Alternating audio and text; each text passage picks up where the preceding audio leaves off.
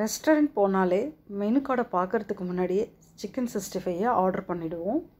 குழந்தைங்க இருக்கிற வீட்டில் கண்டிப்பாக போன்லெஸ் சிக்கன் 65 தாங்க ஆர்டர் பண்ணுவோம். போன்லெஸ் சிக்கனை வச்சு ஈஸியாக வீட்டில் நான் இன்றைக்கி 65 தாங்க பண்ண போகிறேன். அதனால் சிக்கனோட பிரஸ்ட் பீஸ் வாங்கியிருக்கேன். இந்த பிரஸ்ட் பீஸ்லேருந்து ஒரு பீஸ் மட்டும் நான் எடுத்துக்கிறேன்.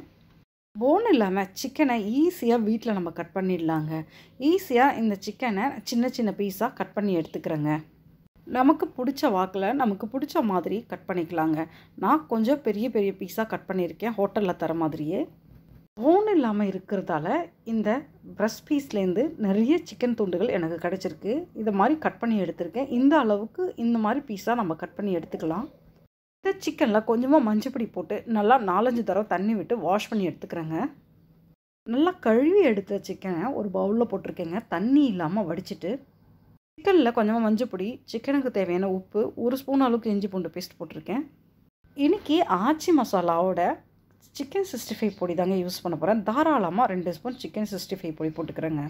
இது கூட வீட்டில் இருக்கிற மல்லித்தூள் போட்டுக்கிறேங்க, 1/2 ஸ்பூன் அளவுக்கு.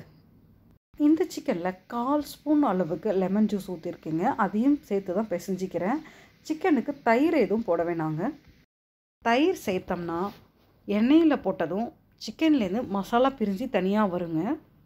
அதனால் நம்ம தயிரை அவாய்ட் பண்ணிவிட்டு நம்ம லைட்டாக லெமன் ஜூஸ் போட்டு நல்லா பிசைஞ்சு இது மாதிரி சிக்கனை ஊற வச்சுக்கலாம் ஒரு 10 நிமிஷத்துக்கு.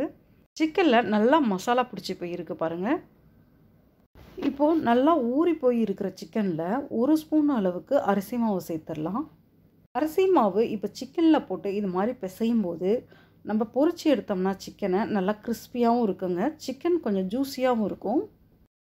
இப்போது அரிசி மாவையும் சேர்த்து நல்லா பிசைஞ்சாச்சுங்க. நான் ஒரு 180 ml எண்ணெய் வச்சுருக்கேன் ஒரு கடாயில். இப்போ எண்ணெயை நல்லா சூடு பண்ணிக்கிட்டேன். ஒவ்வொரு சிக்கன் பீஸாக இப்போ எண்ணெயில் வச்சிடலாங்க. இது மாதிரி சிக்கன் பீஸ் வச்சதுமே கரண்டியால் நம்ம கிளறக்கூடாதுங்க. சிக்கன் ஓரளவுக்கு வெந்து லைட்டாக கலர் மாறினதும் நம்ம கரண்டியால் லைட்டாக திருப்பி விடணும். இப்போ சிக்கன் ஓரளவுக்கு வெந்துருச்சுங்க. லைட்டாக நம்ம முதல்ல வச்ச சிக்கன் பீஸை லைட்டாக இது மாதிரி திருப்பி விடலாங்க.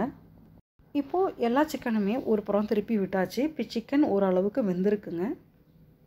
இப்போ சிக்கன் நல்லா வெந்துருச்சுங்க. இப்போ வெந்த சிக்கனை நல்லா எண்ணெயை வடிச்சிட்டு நம்ம எடுத்துடலாங்க.